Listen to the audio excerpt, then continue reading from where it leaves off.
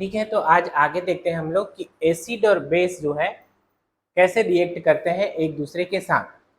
ठीक है, तो यहाँ पर देखो आपको क्या लेना है इस एक्टिविटी में 2 ml of dilute sodium hydroxide का सोल्यूशन लेना है। ठीक है, तो सोडियम हाइड्रोक्साइड का सोल्यूशन कैसा सोल्यूशन होगा, एसिडिक होगा कि बेसिक होगा? बेसिक होगा, वेरी गुड। ठीक है, किस में लेना है आपको, एक टेस्ट ट्यूब में लेना है। फिर उसमें आपको क्या करना है, 2 ड्रॉप्स ऑफ फिनोल्फथालीन सोल्यूशन उसमें आपको ऐड करना है। ठीक है, तो फिर देखना है कि उसका जो सोल्यूशन का कलर है वो कैसा हो जाता है। ठीक है, फिर उसमें क्या करना है आपको, डाइल्यूट HCl ऐड करना है इसी सॉल्यूशन में ड्रॉप बाय ड्रॉप, है ना। केमिस्ट्री का कोई भी जो है उसको बंद कर दो, है ना। कोई भी आप कर रहे हो प्रैक्टिकल तो उसको स्लोली ही करना है ना, अचानक से नहीं करना है। ठीक है, टेम्परेचर कभी भी राइज हो सकता है, आपको डैमेज हो सकता है स्किन, है ना, या जो एपरेटस है उसको डैमेज हो सकता है, तो बहुत ही केयरफुली करना है। तो फिर देखना है कि इस रिएक्शन में क्या कोई कलर चेंज हो रहा है क्या, है ना। उसके बाद जब आपने एसिड मिलाया, है ना, हाइड्रोक्लोरिक एसिड, तो फिनोल्फथालीन का जो कलर है वो चेंज होगा, और क्यों होगा उसका रीजन, ठीक है, बताना है आपको। इसके बाद आपको क्या करना है, few drops of sodium hydroxide उसमें ऐड करना है इसी मिक्सचर में। ठीक है, तो क्या ऐड करने के बाद जो फिनोल्फथालीन का कलर चला गया था वो क्या रीअपियर होगा, इसको देखना है। ठीक है, और ऐसा क्यों हुआ इसको समझना है। ठीक है, इसके बाद देखो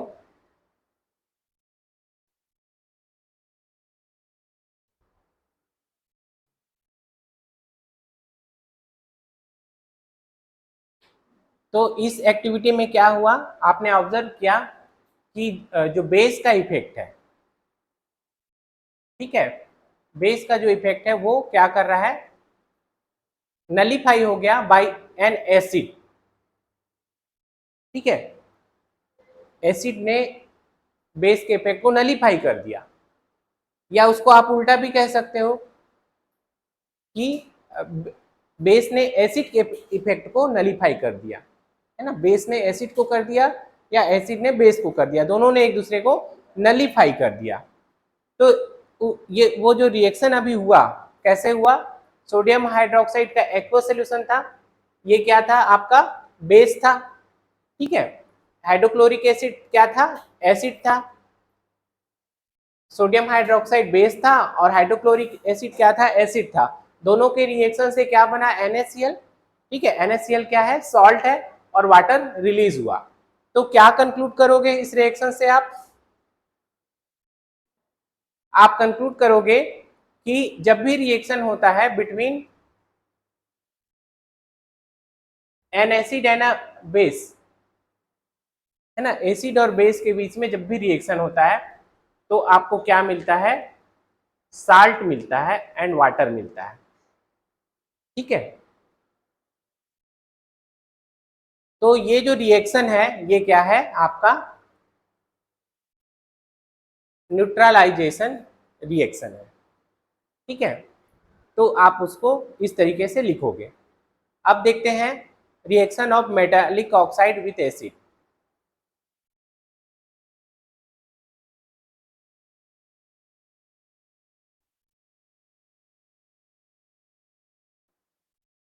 तो यहां पर आपको क्या करना है, एक small amount of copper oxide लेना है एक बीकर में।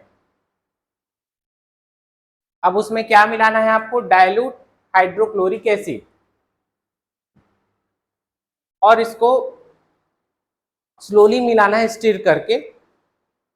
फिर जो कलर है सॉल्यूशन का उसको नोट करना है, और जो आपने कॉपर ऑक्साइड लिया था उसमें क्या होगा उसको बताना है। ठीक है, तो आप क्या नोटिस करोगे कि यहां पर जो कलर ऑफ द सॉल्यूशन है वो ब्लू ग्रीन हो जाएगा और जो कॉपर ऑक्साइड है वो क्या हो जाएगा, डिसॉल्व हो जाएगा। ठीक है, तो जो ब्लू ग्रीन कलर है सोल्यूशन का वो क्यों बना, due to formation of copper. ठीक है, कॉपर के फॉर्मेशन के कारण, किससे, कॉपर ऑक्साइड से कॉपर के फॉर्मेशन के कारण जो ब्लू ग्रीन कलर है वो सोल्यूशन में आया। ठीक है, फॉर्मेशन ऑफ कॉपर क्लोराइड के कारण। ठीक है, फॉर्मेशन ऑफ कॉपर क्लोराइड के कारण इस रिएक्शन में। तो यहाँ पर हम जो मेटालिक ऑक्साइड का एसिड के साथ देख रहे हैं रिएक्शन, तो फाइनली हमने क्या समझा कि जब भी कोई मेटल ऑक्साइड रिएक्ट करेगा एसिड से तो हमको साल्ट एंड वाटर मिलेगा। ठीक है, तो देखो साल्ट और वाटर आपको तब भी मिल रहा था, थोड़ी देर पहले ही आपने देखा कि बेस और एसिड जब आपस में रिएक्ट कर रहा था तब भी आपको साल्ट एंड वाटर मिला था। ठीक है, और यहां पर भी देखो मेटल का ऑक्साइड भी जब एसिड के साथ रिएक्ट करेगा तो साल्ट एंड वाटर मिलेगा।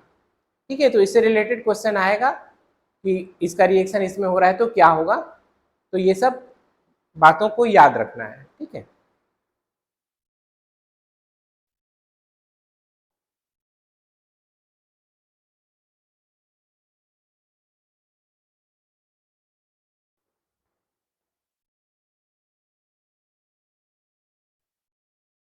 और अभी जो रिएक्शन हुआ उसके लिए आपको एक बैलेंस इक्वेशन लिखना है।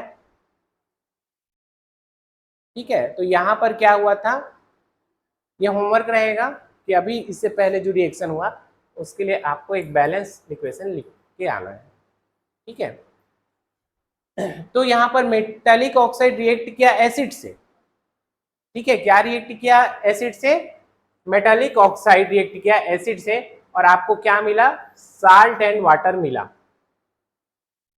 ठीक है, तो जैसा अभी जस्ट मैं बताया कि बेस और एसिड के रिएक्शन से भी आपको साल्ट एंड वाटर मिला था।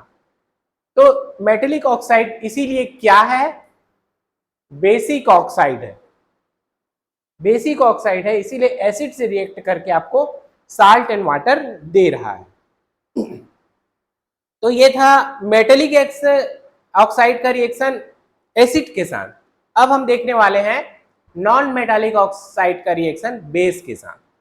ठीक है, तो आपने रिएक्शन देखा था between carbon dioxide and calcium hydroxide activity 2.5 में।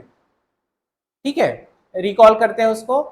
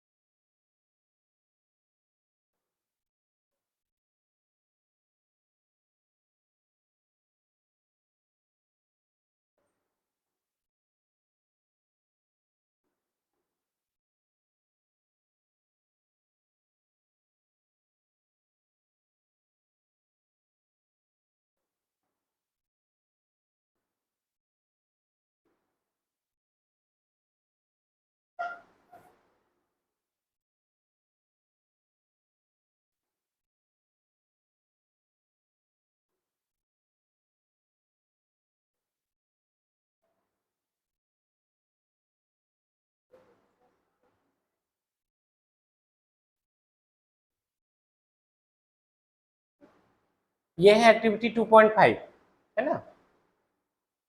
इसमें आपने क्या लिया था, दो टेस्ट ट्यूब लिया था और उसको लेबल किया था आपने ए और बी।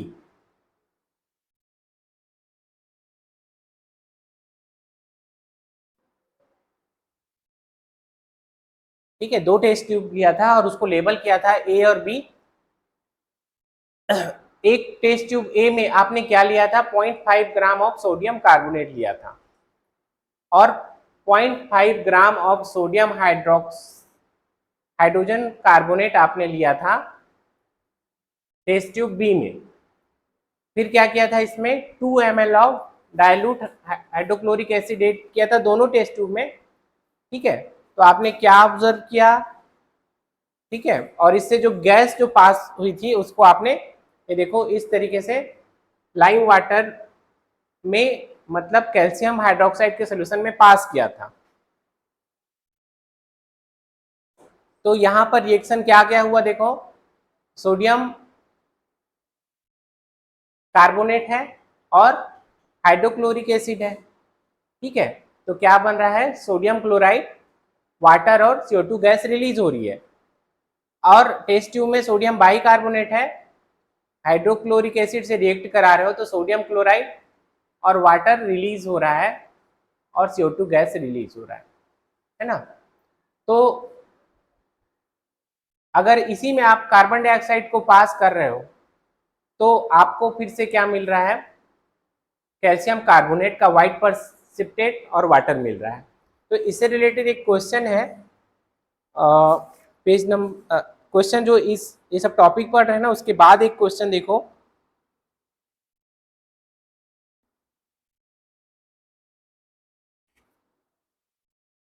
थर्ड वाला question, metal compound A react with dilute hydrochloric acid, दिख रहा है, टू प्रोड्यूस इफरवेंस। अब यहां पर जो गैस इवॉल्व हो रही है वो क्या कर रही है, बर्निंग कैंडल को एक्सटिंग्विश कर रहा है। तो इसके लिए आपको एक बैलेंस्ड केमिकल इक्वेशन लिखना है। अगर उसमें से बता रहा है कि एक जो कंपाउंड है वो क्या है, कैल्शियम क्लोराइड है। ठीक है, तो ये जो रिएक्शन लिखा है बेटा बिल्कुल वैसे ही लिखना है आपको। ठीक है, तो कैसे लिखोगे ये आपको क्वेश्चन के हिसाब से चलो।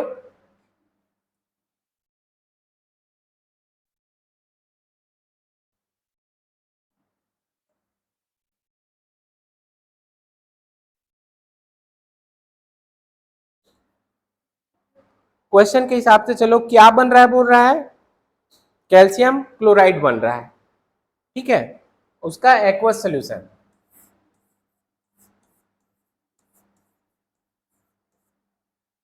ये बन रहा है। ठीक है, ये उसका आंसर भी है, आप लोग वहीं पर इसका आंसर को लिख भी सकते हो।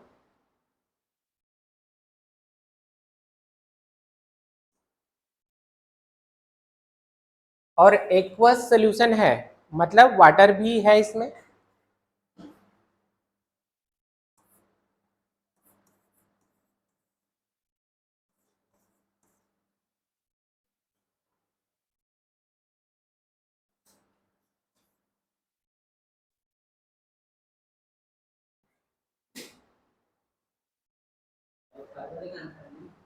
हाँ, थर्ड वाले का आंसर है, वाटर भी है।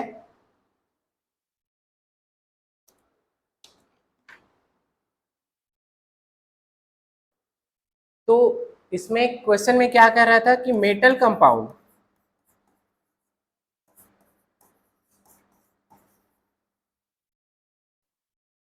रिएक्ट कर रहा है किससे, डाइल्यूट हाइड्रोक्लोरिक एसिड से।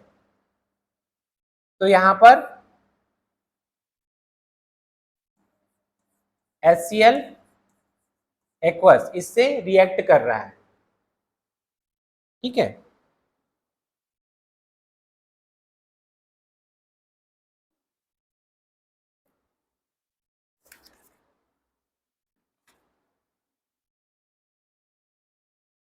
तो यहां पर जो गैस प्रोड्यूस हो रही है वो क्या कर रहा है, फायर को एक्सटिंग्विश कर रहा है, मतलब बर्निंग कैंडल को बुझा रहा है। तो कौन सी गैस है जो बुझाएगी, कार्बन डाइऑक्साइड है ना, ये लगभग सिमिलर जा रहा है ना। तो यहां पर CO2 गैस है जो उसको, तो इधर का हमको सब कुछ मिल गया। ठीक है, तो वो मेटल क्या है, क्या क्या होगा, इसी रिएक्शन से अब पता चल जाएगा। ठीक है, तो वो क्या है, CaCO3, कैल्शियम कार्बोनेट है वो, और वो किस फॉर्म में है, सॉलिड फॉर्म में है। ठीक है, बैलेंस करने के लिए हम HCl में यहाँ पर 2 लगा देंगे। ठीक है, बैलेंस हो गया है पूरा। ठीक है, तो उसका आंसर यही है, पूरा ये रिएक्शन आपको लिखना है। ठीक है, यहाँ पर मेटल कंपाउंड के ऊपर यहाँ पर कैल्शियम कार्बोनेट लिखोगे। ठीक है, तो right a balanced chemical equation आपने यहाँ पर लिख दिया। तो ये आपका क्वेश्चन नंबर 3 का आंसर है वो। ठीक है,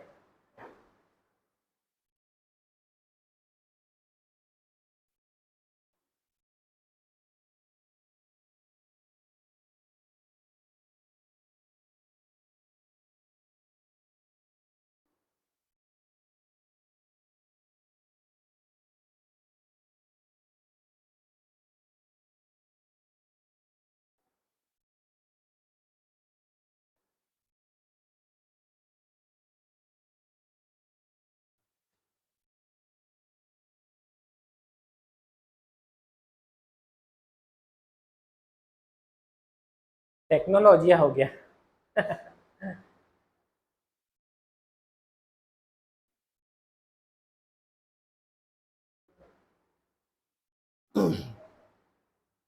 पढ़ाई कैसे चल रहा है तुम लोग का घर में?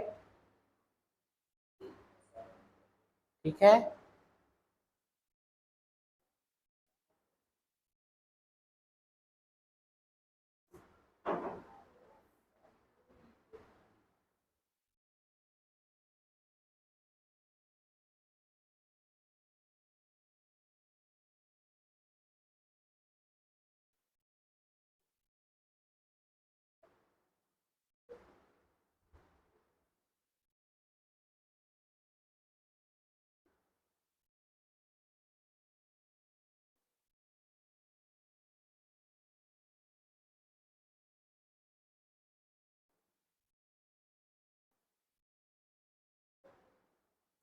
ये इसका हम आंसर देख रहे थे, है ना, ये वाला जो क्वेश्चन है।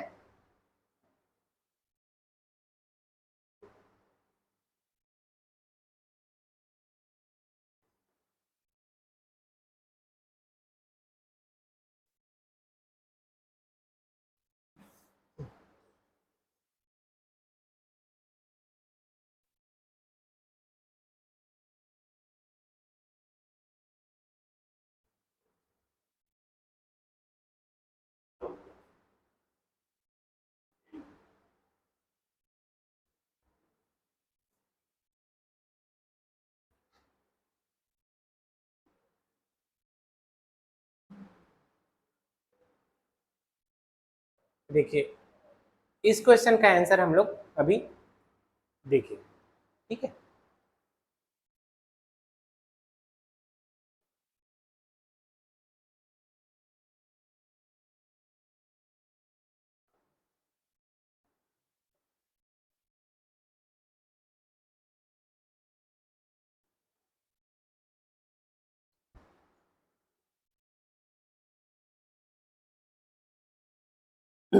तो देखो, reaction of non metallic oxide with base. तो आपने देखा reaction between carbon dioxide and calcium hydroxide lime water का, उसके बाद जो रिएक्शन था।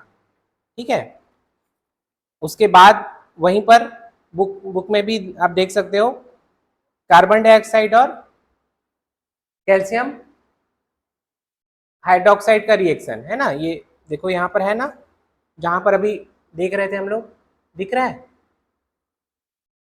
तो देखा, तो यहाँ पर जो कैल्शियम हाइड्रोक्साइड है वो क्या है, बेस है। किससे रिएक्ट कर रहा है, कार्बन डाइऑक्साइड से, और आपको साल्ट एंड वाटर दे रहा है। ठीक है, तो कहने का मतलब कि नॉन मेटेलिक ऑक्साइड जब रिएक्ट करता है बेस के साथ, तो आपको क्या मिलता है, साल्ट एंड वाटर मिलता है। ठीक है, जैसे बेस का रिएक्शन एसिड के साथ आप कराते हो। तो आप क्या कंक्लूड करोगे कि नॉन मेटेलिक ऑक्साइड क्या है, एसिडिक होते हैं नेचर में। ठीक है, तो ओवरऑल हम लोग एक बार लास्ट में इसको अच्छे से और समझ लेते हैं कि अगर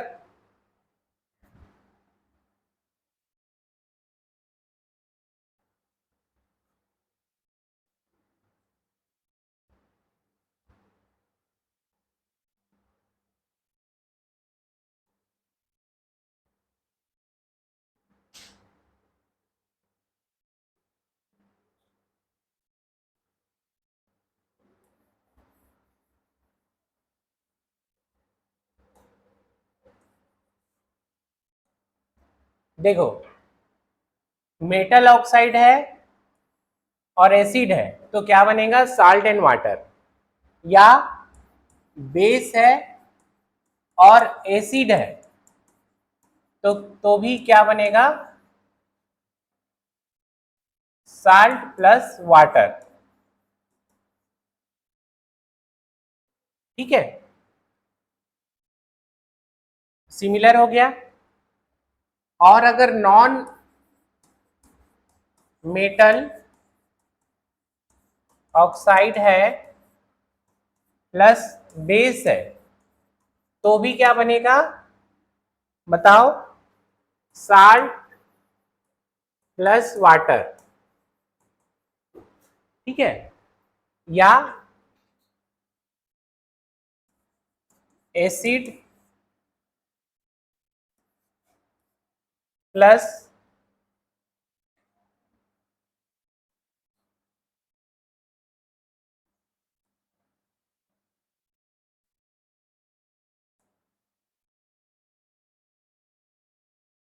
या फिर ये है ना, यहाँ पर जो ये है इसके जगह आप एसिड रख दो तो ये बिल्कुल इसी रिएक्शन की जगह जैसा हो जाएगा। ठीक है,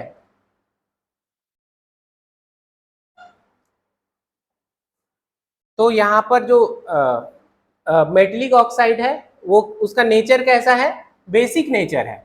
इसका नेचर कैसा है, मेटल ऑक्साइड का बेसिक नेचर, इसीलिए वो एसिड से रिएक्ट करके सॉल्ट एंड वाटर बना रहा है। और नॉन मेटल ऑक्साइड का नेचर कैसा है, एसिडिक नेचर है। ठीक है, तो ये बेस के साथ रिएक्ट करके सॉल्ट एंड वाटर बना रहा है।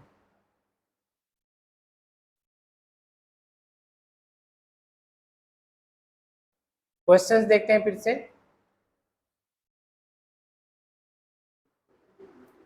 फर्स्ट क्वेश्चन है यहाँ पर,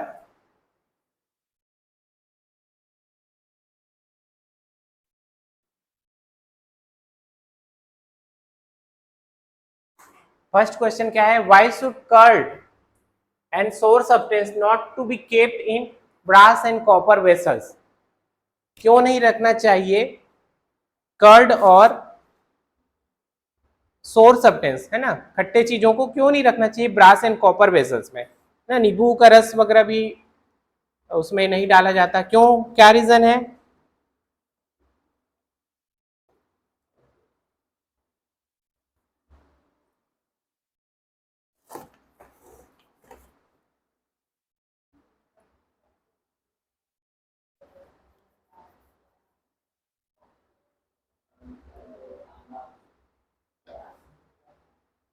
रीजन बताओ।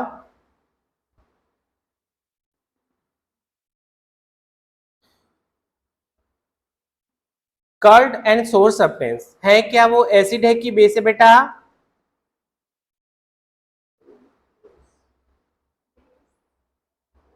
एसिड है, खट्टा रहता है ना, खट्टे चीज क्या है बेटा आपका, एसिड है।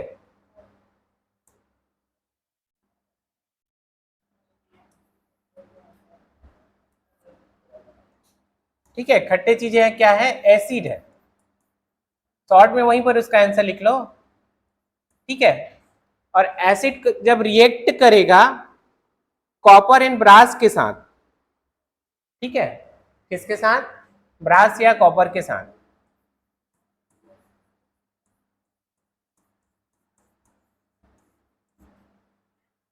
ठीक है, वहीं पर इसका आंसर एसिड अभी शॉर्ट में लिख सकते हो आप लोग। तो ये जो है सर्टेन टाइप का सॉल्ट बनाएगा। ठीक है, सॉल्ट बनेगा, लेकिन ये जो सॉल्ट है बहुत ही खतरनाक है, इसका नेचर जो है पॉइजनस है। ठीक है,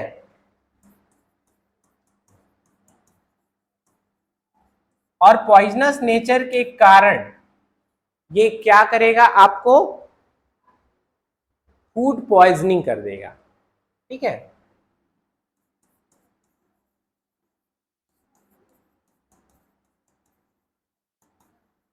ठीक है, तो इसीलिए एक जहर है, जहर, ठीक है, जहर देना होगा किसी को तो दे देना ऐसी,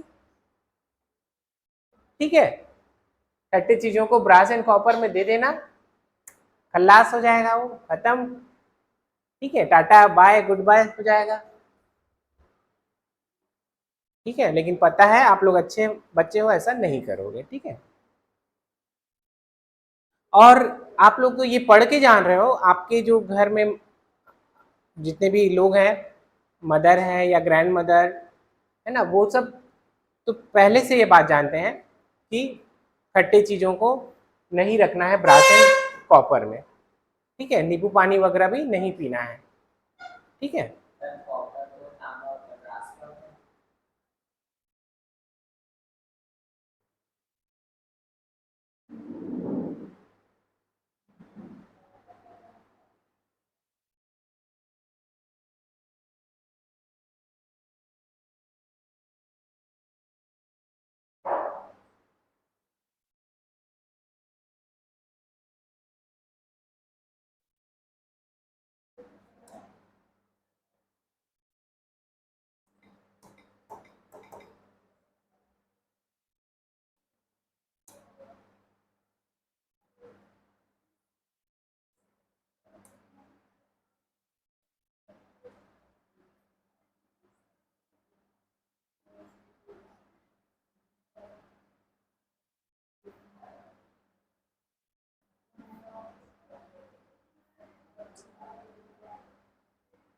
देखो कॉपर और जिंक से बना, अरे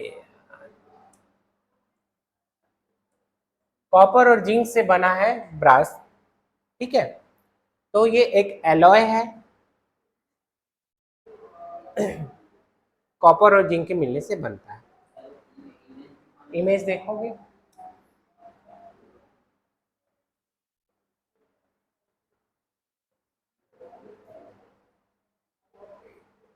ये कॉपर का यूटेंसिल्स है, ब्रास का,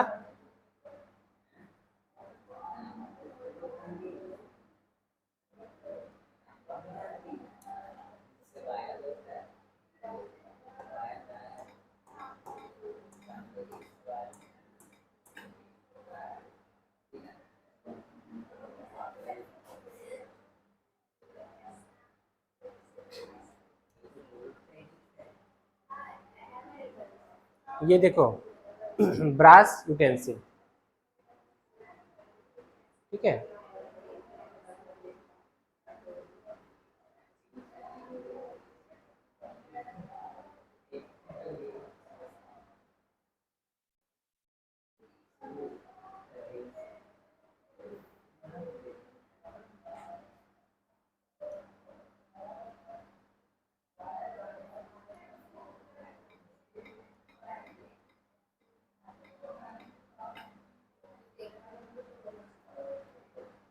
पीतल बोलते हैं इसको बेटा हिंदी में, ठीक है ना,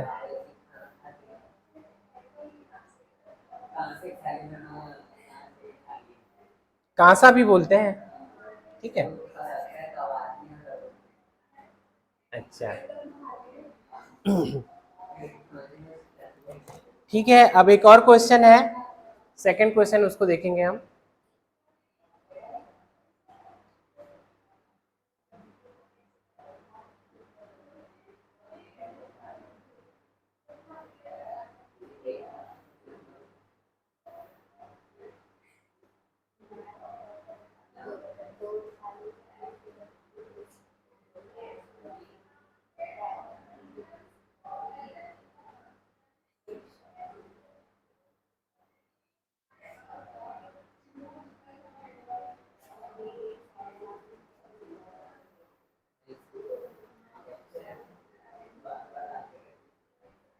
देखो एक और क्वेश्चन क्या है कि which gas is usually liberated when an acid react with a metal, second वाला है ना, एसिड जब मेटल से रिएक्ट करता है तो कौन सी गैस लिबरेट होती है, उसको एग्जांपल से समझाना है और उसके प्रेजेंस को आप कैसे टेस्ट करोगे। तो आप जस्ट एक पेज पीछे आओगे, वहां पर उसका आंसर है, पेज नंबर 19 में आ जाओ।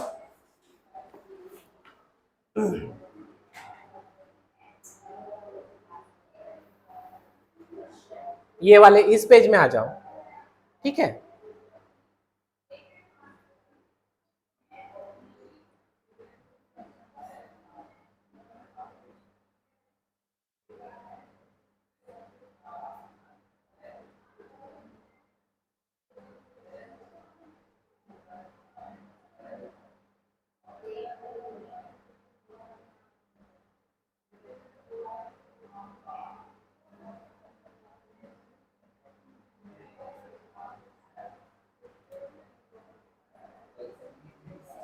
ठीक है, तो देखो यहाँ पर क्वेश्चन को फिर से क्या बोल रहा है क्वेश्चन में, which gas is usually liberated when an acid react with a metal, है ना। तो एसिड जब मेटल से रिएक्ट करता है तो कौन सी गैस रिलीज होती है, ठीक है। तो यहाँ पर इस रिएक्शन में ही देख लो, आपने कौन सा मेटल लिया था यहाँ पर, जिंक ग्रेनुल्स लिया था और सल्फ्यूरिक एसिड से रिएक्शन कराया था, तो कौन सी गैस यहाँ पर बनी, हाइड्रोजन गैस, ठीक है, हाइड्रोजन गैस। तो कौन सी गैस इवॉल्व होती है, हाइड्रोजन गैस होगा इसका आंसर, H2 गैस। उसके बाद क्या पूछ रहा है, उसको एग्जाम्पल से समझाओ, तो यही वाला एग्जाम्पल हो जाएगा, reaction of zinc granules with dilute sulphuric acid, ठीक है। और इसका जो रिएक्शन है वो आपको लिखना है, ठीक है।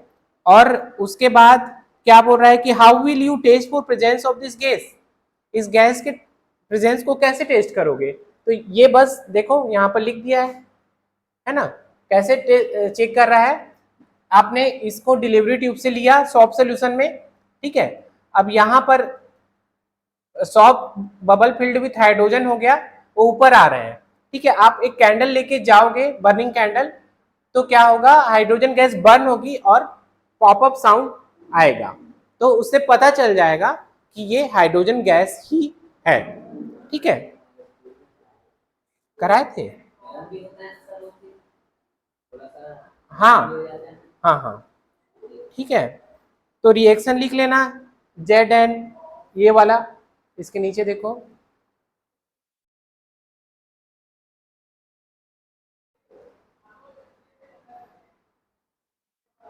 ये देखो, एसिड प्लस मेटल क्या बना, साल्ट प्लस हाइड्रोजन गैस।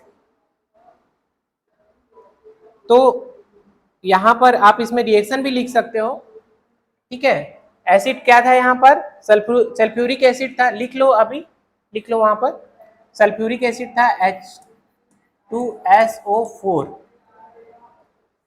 ठीक है, एक्वस सोल्यूशन था,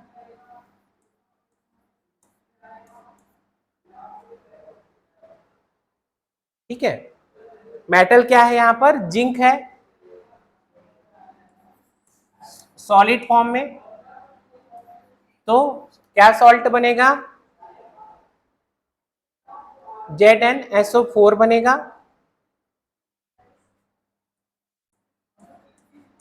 इसका एक्वस सोल्यूशन बनेगा, और H2 गैस जो है इवॉल्व होगी, रिलीज होगी, ठीक है। तो ये हो गया इसका एग्जाम्पल। और इससे पहले कैसे आपने चेक किया उसको, आप एक बर्निंग कैंडल लेके गए तो पॉपअप साउंड प्रोड्यूस हुआ, जिससे पता चल गया कि ये हाइड्रोजन ही है।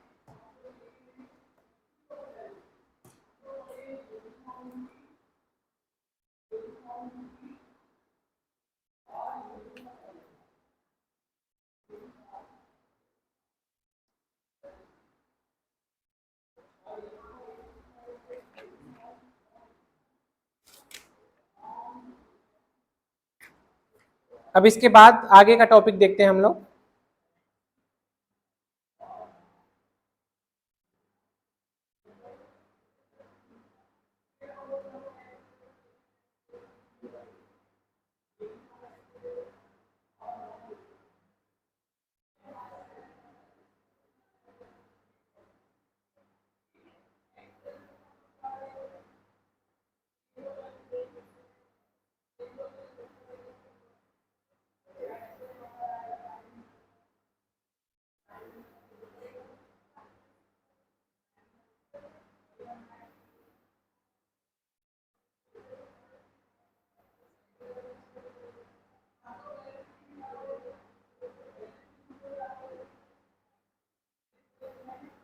तीनों का आंसर मिल गया यहाँ पर, है ना। अब हम देखेंगे कि कॉमन क्या है जितने भी एसिड और बेस है उनमें।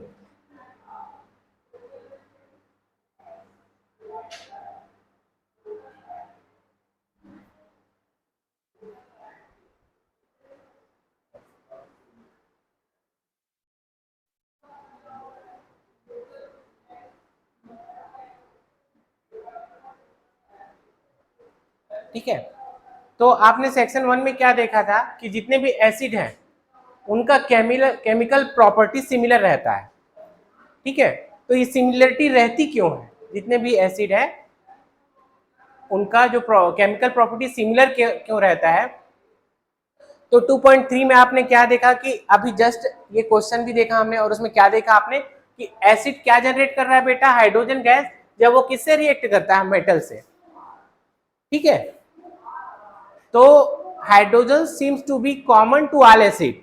अगर आप मेटल का एसिड के साथ रिएक्शन कराओगे तो आपको हाइड्रोजन गैस मिलेगी ही मिलेगी। मतलब एसिड रिएक्ट कर रहा है तो हाइड्रोजन गैस जो है रिलीज होती ही है। ठीक है, अब उसके लिए एक एक्टिविटी यहां पर देखो क्या है। आपको क्या करना है? ग्लूकोज का, अल्कोहल का, हाइड्रोक्लोरिक एसिड का, सल्फ्यूरिक एसिड का सॉल्यूशन लेना है। ठीक है, अब इस तरीके से टू नेल्स को इस तरीके से फिक्स करना है, किसके ऊपर? रबर कॉक के ऊपर, और उसको फिर आप 100 ml ऑफ बीकर में इस तरीके से रख देना। अब इसमें आप कुछ डाइल्यूट HCl इसमें डालोगे। ठीक है, और करंट को क्या करोगे? स्विच करोगे, स्विच ऑन करोगे। तो आप क्या ऑब्जर्व करोगे? ठीक है, कि ये जो बल्ब है जल रही है कि नहीं जल रही है ना, देखोगे। फिर इसी एक्टिविटी को आप सल्फ्यूरिक एसिड के साथ करना। ठीक है, ग्लूकोज के साथ करना, अल्कोहल के साथ करना, सेपरेटली करना। ठीक है, तो हर केस में आप देखना कि जो बल्ब है वो ग्लो कर रहा है कि नहीं कर रहा है। ठीक है,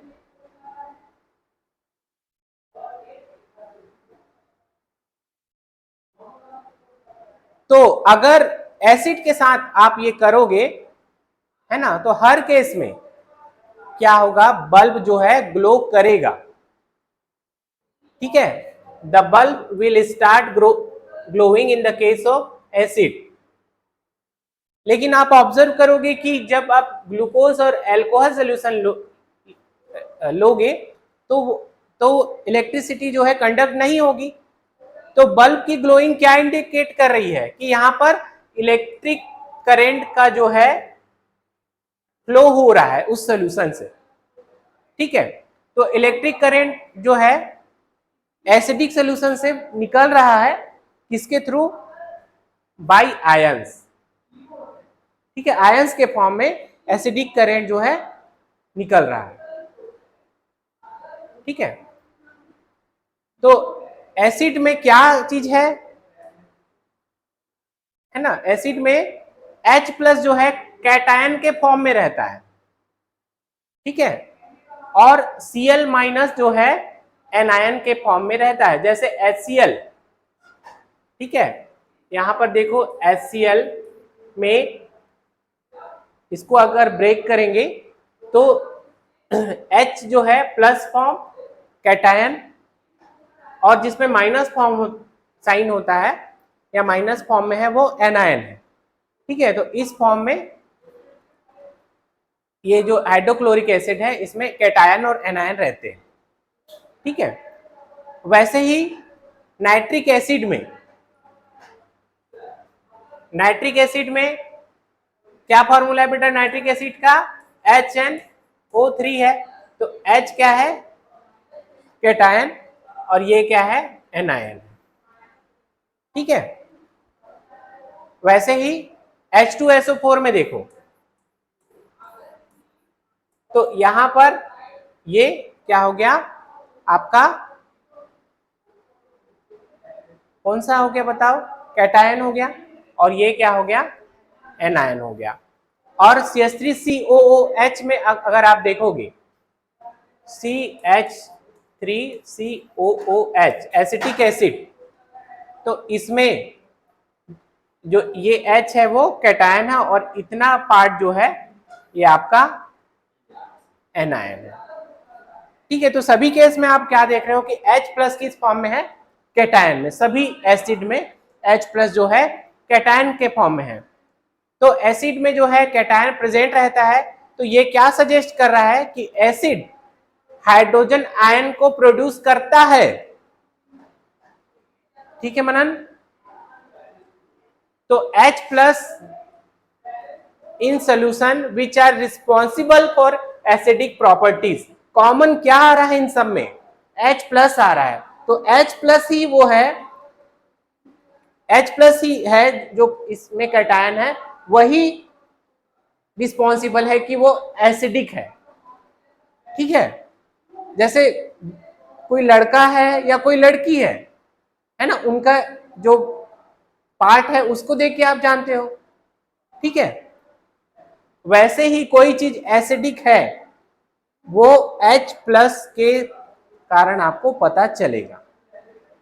ठीक है,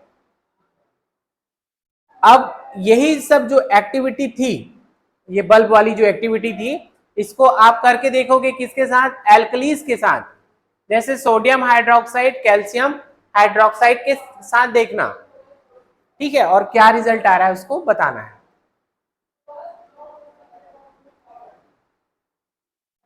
अब जब हम एसिड या बेस को वाटर सॉल्यूशन में डालते हैं तो क्या होता है। ठीक है, क्या एसिड आयंस प्रोड्यूस करते हैं एक्वस सॉल्यूशन में, उसको हम देखेंगे।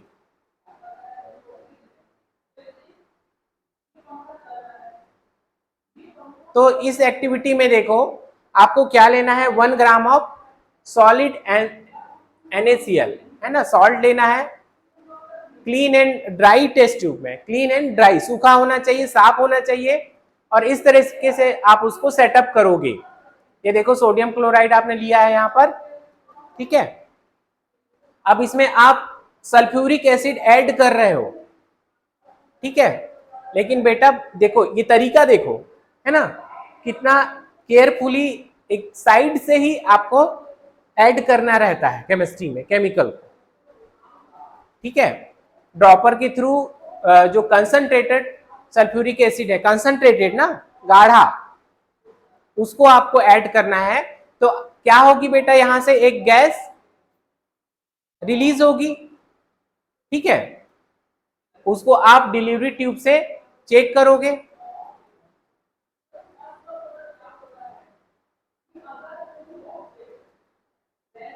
ठीक है, अब जो गैस इसमें निकल रही है उसको एक बार ड्राई लिटमस पेपर से चेक करना, एक बार थोड़ा वेट ब्लू लिटमस पेपर से, है ना, लिटमस पेपर कौन सा, ब्लू वाला, है ना, कलर भी देख लो, ब्लू लिटमस पेपर से, एक बार ड्राई वाले ब्लू लिटमस पेपर से और एक बार वेट लिटमस पेपर से आपको चेक करना है। ठीक है, तो किस कंडीशन में उसका कलर चेंज होगा इसको ऑब्जर्व करना है।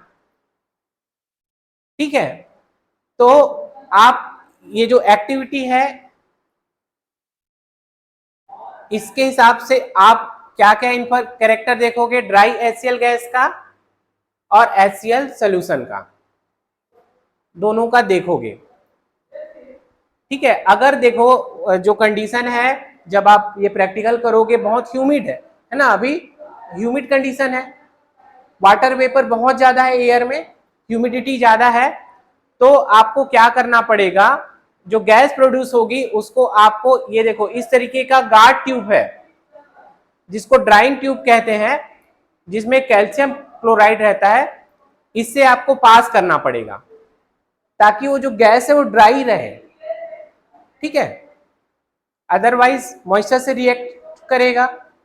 ठीक है, तो जो हमको रिजल्ट चाहिए वो नहीं मिल पाएगा, इसीलिए आपको guard tube containing calcium chloride use करना है।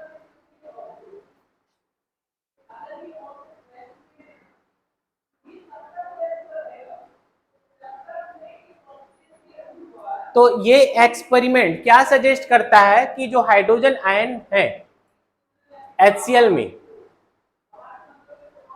वो है ना, आप करके देखोगे, ठीक है, तो आपको पता चलेगा कि ड्राई कंडीशन में हाइड्रोजन आयन प्रोड्यूस नहीं होगा, है ना। हाइड्रोजन आयन को प्रोड्यूस होने के लिए किसकी जरूरत है बेटा? Presence of water. Aqueous solution में ही वो प्रोड्यूस होगा, एब्सेंस ऑफ वाटर में ये हो ही नहीं सकता, ठीक है। तो देखो यहां पर उसका रिएक्शन है, हाइड्रोक्लोरिक एसिड एसिड है जो वाटर से रिएक्ट करके यहां पर क्लोरीन और H3O बना रहा है। यहां पर H3O क्या है? हाइड्रोनियम आयन है जिसपे पॉजिटिव चार्ज रहेगा, है ना। क्यों? क्योंकि हाइड्रोजन आयन प्रोड्यूस हुआ। आप बोलोगे सर कहां गया करके, लेकिन प्रोड्यूस हुआ, लेकिन वो अकेले रह सकता है क्या? नहीं रह सकता। तो वो वाटर मॉलिक्यूल से फिर से कंबाइन होगा, देखो इस तरीके से, ठीक है। इसीलिए हाइड्रोजन आयन जो है वो एक्वस सॉल्यूशन में या H3O हाइड्रोनियम आयन इस फॉर्म में आपको शो करना पड़ेगा, ठीक है। या तो H प्लस ऐसे एक्वस लिख दो या H3O प्लस लिखो, तो ये ज्यादा बेस्ट है H3O प्लस लिखना। तो एसिड क्या देता है? या तो ये देगा या तो ये देगा, ठीक है। ऐसा लिखोगे या तो ऐसा लिखोगे इसमें वाटर में। लेकिन जब आप बेस को डिसॉल्व करते हो वाटर में तब क्या होता है देखो, ठीक है। तो देखो ये बेस है, वाटर में आप डिसॉल्व कर रहे हो सोडियम हाइड्रोक्साइड को, तो सोडियम प्लस एक्वस और OH माइनस यहां पर बन गया, ठीक है।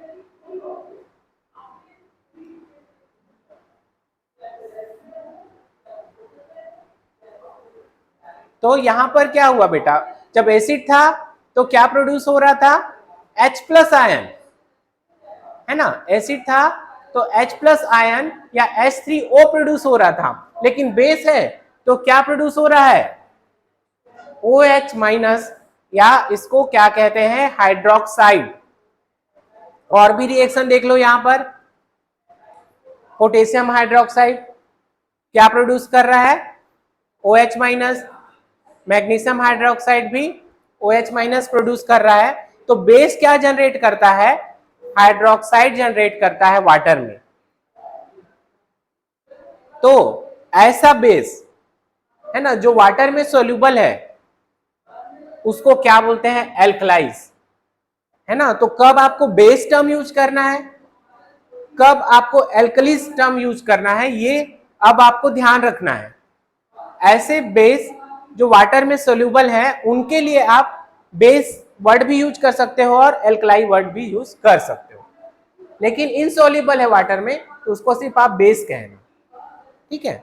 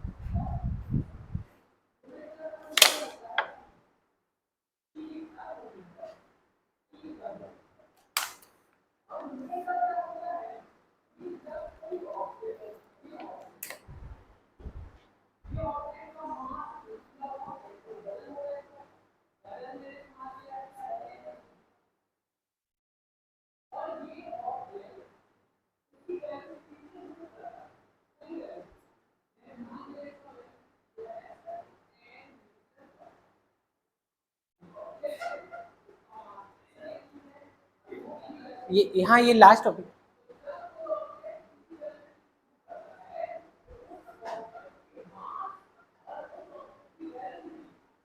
तो जो बात मैं बताया है ना, वही यहाँ पर लिखा हुआ है कि all basis do not dissolve in water, ठीक है, लेकिन एल्कली ऐसा बेस है जो वाटर में डिसॉल्व होता है और टच करने से वो आपको सॉपी फील होगा, टेस्ट बिटर होगा, कोरोसिव, है ना, कोरोसिव तो जानते हो, जैसे लोहे में जंग लगना।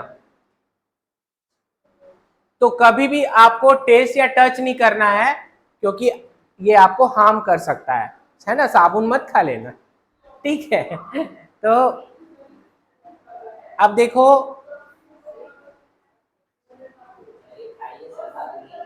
अच्छा,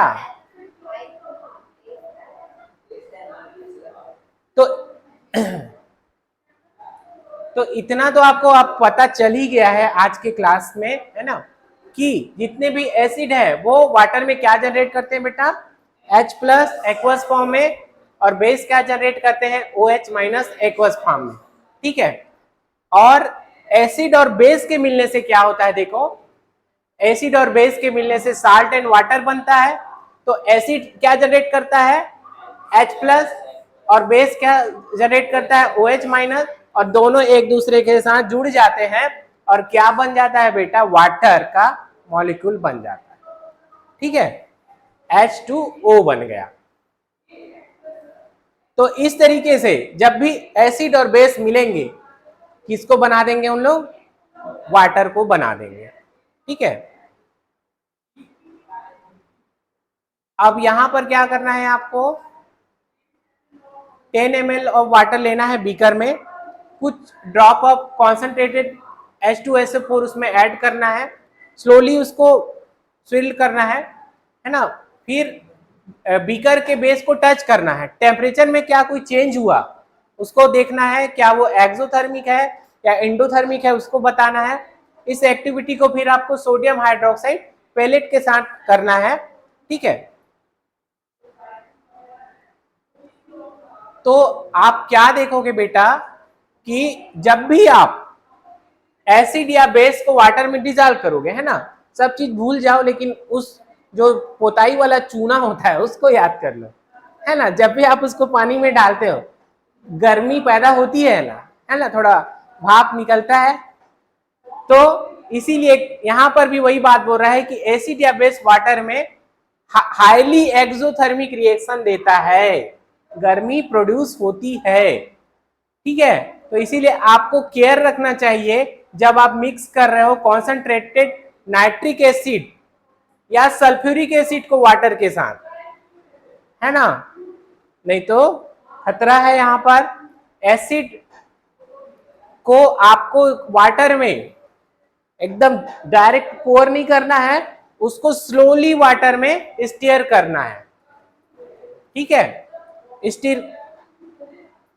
और अगर आप वाटर को ऐड कर रहे हो कॉन्सेंट्रेटेड एसिड में तो हीट जनरेट होगा, इसीलिए क्या है, मिक्सर जो है स्प्लेश, है ना, ऐसे झटके से, जैसे आप पानी में जंप करते हो, ठीक है, डाई करते हो, ठीक है, तो स्प्लेश होता है ना, वैसा ही स्प्लेश यहाँ पर होगा और आपको बर्न होगा, आपको आपके स्किन में पड़ा तो जल जाएगा, और फेस तो सामने रखना ही मत, ठीक है। और जिस ग्लास कंटेनर में आप ले रहे हो अगर उसमें आप हड़बड़ी कर रहे हो मिलाने की तो एक्सेसिव लोकल हीटिंग के कारण वो भी ब्रेक हो सकता है, ठीक है। तो इसीलिए इस तरीके का वार्निंग साइन डिस्प्लेड होता है कंटेनर में, जिसमें जो एसिड या बेस है वो कॉन्सेंट्रेटेड है, वाटर का अमाउंट कम है, कॉन्सेंट्रेटेड है, तो ये वार्निंग साइन रहता है उसमें, ठीक है।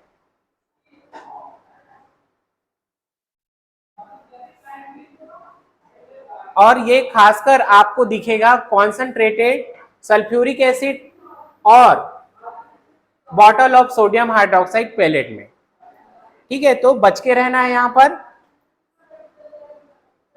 लेकिन आप जब भी ऐड करते हो एसिड या बेस के साथ वाटर को, तो उसका जो कॉन्सेंट्रेशन है आयन का वो क्या हो जाता है, डिक्रीज हो जाता है। ठीक है, ये जो OH प्लस OH माइनस है और H3O प्लस है, ये डिक्रीज हो जाता है पर यूनिट वॉल्यूम के साथ, तो इसको क्या कहते हैं, डाइल्यूशन कहते हैं, और उस एसिड या बेस को डाइल्यूटेड कहोगे, है ना। एसिड या बेस है,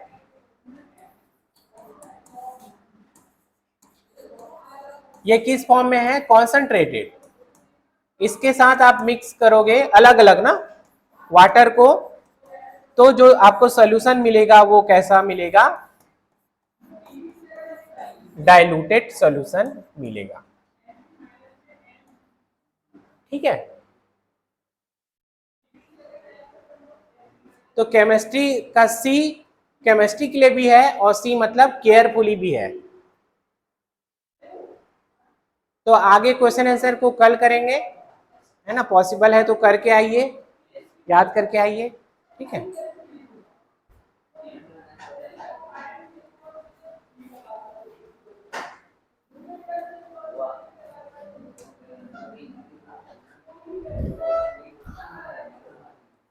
कोई दिक्कत आ रही है क्या मेरे पढ़ाने में, है ना, बताओगे या, है ना।